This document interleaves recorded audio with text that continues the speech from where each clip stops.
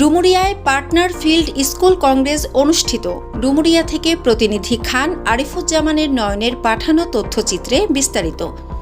খুলনার ডুমুরিয়ায় কৃষি সম্প্রসারণ অধিদপ্তরের আয়োজনে পার্টনার ফিল্ড স্কুল কংগ্রেস 2026 অনুষ্ঠিত হয়েছে। রোববার সকালে উপজেলা পরিষদ হলরুমে কৃষি সমৃদ্ধি স্লোগানে এ অনুষ্ঠানের আয়োজন করা হয়।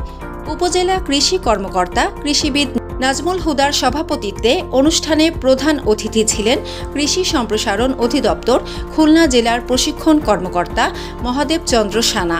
বিশেষ অতিথি হিসেবে উপস্থিত ছিলেন অতিরিক্ত উপপরিচালক কৃষিবিদ আব্দুস সামাদ সহ স্থানীয় কৃষি ও গণ্যমান্য ব্যক্তিরা।